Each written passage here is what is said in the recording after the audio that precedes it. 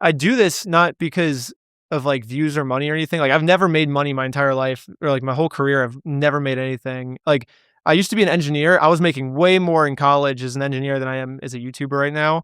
So, like, I'm not doing this for money. I'm doing this because it's fun for me, and if it starts not becoming fun, Yeah. then I I don't know thought if you would be making way more money with the amount of views that you've been getting per well, from the video. Lego thing, I'm finally starting to not have to worry about money now, but I guess even McKamey Manor is when I could finally be like, "Okay, now I can finally pay rent and not be scared about paying rent and food," but before McKamey Manor, yeah, I was like, "I don't know how I'm gonna pay rent this month." Like, I don't know how like, I remember, like, eating Thanksgiving just, like, plain pasta and no, like, I couldn't even afford pesto sauce. I was just eating it was so sad, and I was like, "Dang, like, one day I'll be able to afford pesto sauce," was my thinking. What were Uh, you doing though, like month to month to pay the bills? I would just take, like, random gigs and stuff. Like, I was a cameraman for some of my friends. They would pay me to, like, hold the camera for them, like, filming their videos and stuff, and, just, like, stupid jobs, I don't know. Like, what kind of job? Like handyman jobs? So, I would hold the camera a lot. That was kind of a one that was just, like, I'll just do that for, like, 2 hours and make, like, $100, and if you do that 10 times, that's, like, rent.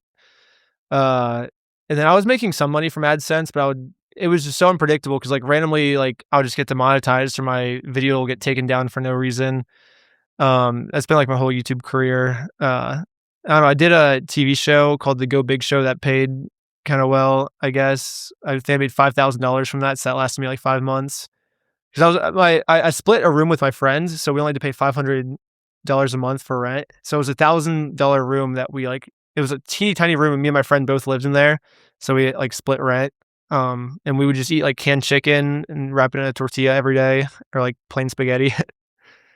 That's crazy Um to me because I see this now as like, oh my, you're so talented as like a filmmaker. I wouldn't even call them YouTube Well, that's videos. why I always thought that. I was always like, "Dude, I'm making the best stuff on YouTube," but then my stuff will just get demonetized and taken down. Like, within the hour, like, it'll go, like, super, super viral, and then, like, 1 or 2 hours in, it just, like, How gets how did flagged you age not restricted, and I quit? just Because you've been making videos now for like 10 years. How it's did you fun. not like 6 years in be like, dude, I'm like, it can't be So, rent. I mean, I don't need money to be happy, like, I don't need anything to be happy except for, like, having friends and going on fun adventures and just like, that's what I want, like, when I'm 90 years old, I'm not gonna be like, "Oh, I'm happy because I made a lot of money." I'm gonna be thinking, "I'm happy because I went on cool adventures with my friends?" So, yeah, it could be a mechanical engineer, like, I went to college for, sitting in a cubicle, making a bunch of money, and but then, like, I'm gonna be 80 years old, and I'm gonna look back on my life and be like, "Wow, I threw my life away for money." I actually saw a really scary, like, Instagram video. I think it was this morning when I was waking up, like, on Reels. It was, like, animation, and this guy, he walks into, like, a store, and he's like, "I wanna give you 10 years of my life for, like, $1,000." Like, it's, like, kind of a metaphor on, like, corporate America, and I don't know, it's just really scary to me that you can, like, give your time away for money, and so, because I don't get any happiness from money, like, things don't make me happy, like, experiences and hanging out with friends, that makes me happy? So, the more I want that even if I have less money is kinda my goal. We had a very, like, limited conversation. We took, like, a small 15-20 minute interview Yeah. because Graham wanted to bid on some items on heritage auctions, more like Jack Skellington or whatever, like, art, original art. I don't even know. But Skellington. during that, like, we had, like, a very brief conversation about Oh, not caring yeah. about money because I asked you, "Would you want some of this original art they used in the show or movie?" And you said, "No." Y Material possessions mean nothing to me. yeah, I wanna dive deeper into that. I pretty much own nothing, I just have my computer and my hard drives. It's pretty much all I own, and maybe, like, some, like, cords, and I guess, like, some GoPros and stuff. I actually just bought a drone because I think that could be a really cool shot, but that's pretty much all my, like, belongings that I own. I don't really buy things. Yeah, I would just basically just put all my money into videos and stuff. I mean, I used to be different where I was, like, a mechanical engineer and in a cubicle, and then I ended up breaking my neck and almost died, like, clogged my artery and stuff, and so there was, like, a week period where the doctors were like, "Oh, you could just, like, die, and, like, you could just, like, be dead soon?" 'Cause they were like, they didn't know if it was, like, fully clogged. It ended up being Wow. fully clogged, which is good, but if it was partially clogged, I would've got, like, a blood clot would go to my brain and have a stroke and die.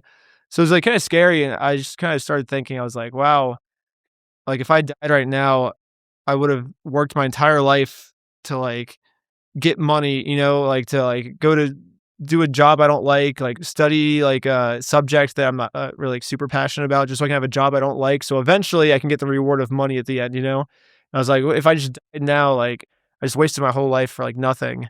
So then I like instantly just like dropped out of college. I was like, I'm gonna live a life where when I die, I'm gonna look back and be like, my one chance at life, I lived it correctly. Where I'm just gonna do things that actually bring me happiness, like friends and experiences rather than just like getting money for things. And so, but yeah, dropping out of college, I just had a bunch of college debt because I was in college for like 3.5 years. I think it was like right before graduating is when I dropped out. And, um, and so I just have all this debt and no money to my name. And yeah, I was like, oh, I'm just going to travel around. So I just started traveling for like 2 years and just going to like different parts of like the world and meeting people. It was really fun. And I had like nothing. I was just traveling for like 2 years. And then I finally landed in California. I just lived at the beach for like 6 months and just like What lived do you on the mean beach. lived at the beach? So there's like a slackline park. I was trying to become the best slackliner in the This is world. like Venice? Yeah. Okay, Well, I know what Santa you're- Monica. Yeah, I know. I've seen the people slackline. Oh yeah, they're good. Yeah, so I would just like live at the slackline. I just wake up, slackline all day, and go to sleep. Wake up, slackline all day, Where and go would to you sleep. sleep? Just in like a sleeping bag on the beach. So I didn't have money for like a house or anything. I didn't have any money, so I was just living there. How did you afford like food? So I created my own brand of slacklines, and so I just had to sell like one slackline a day, and that would make me food.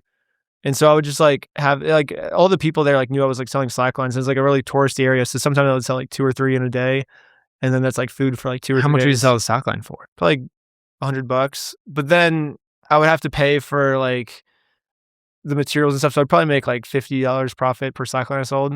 And you just lived like this for 6 months. Yeah. And did you enjoy it? Yeah, it was fun. It was awesome. I got to like meet really cool people. We went on like cool adventures and stuff, and it was awesome. Yeah. And traveling the world, what was your favorite place you went to? Mexico was pretty fun. We did some cool stuff. I lived in Mexico for like a month, and there's just like no rules in Mexico. You can just do like whatever you want. Like we set up a slackline over a nightclub at one point, and we started doing like backflips over the people. And I remember thinking, I was like, you don't need like a waiver or anything. You're like, is there insurance? They're like, no, you can just do it. Like the club owner's like, yeah, you can just do it. Okay. He's like, I trust you. I'm like, dude, we would never be doing this in America. This is insane. It was so fun. So what does that teach you then about life? And what do you think most people get wrong about like taking a traditional path?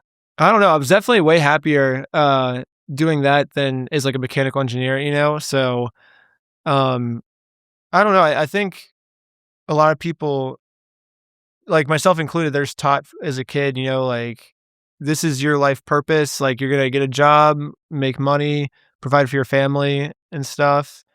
And I don't know. I think a lot of people end up like just wasting their lives because of that. Which sucks because like you only have one chance. Like why waste it? Like we don't get to read it. Like you're probably gonna be like 80 years old and be like, oh, I wish I could have done something different. But then it's too late. Like you can't change it. And I think a lot of people, at least for me, like I always knew death was coming, but you kind of just like put it on the back burner. It's like, it's a low priority for me. I'm dealing with this other stuff. But then like once death becomes like your main priority, like if you have like a near death experience, then you start to prioritize like living life more, I think.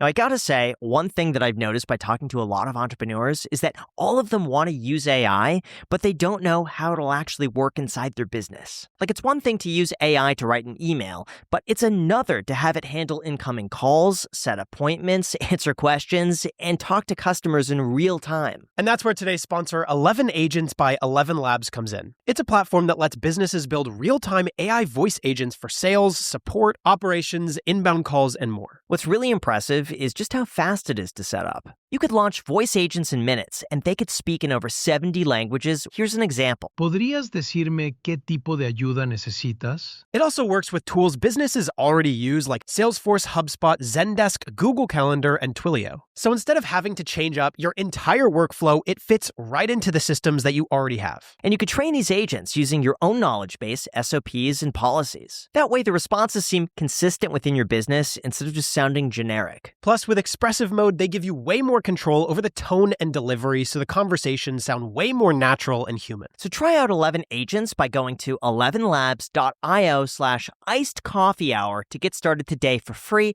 Again, that link is down below in the description. Thank you so much. Now let's get back to the episode.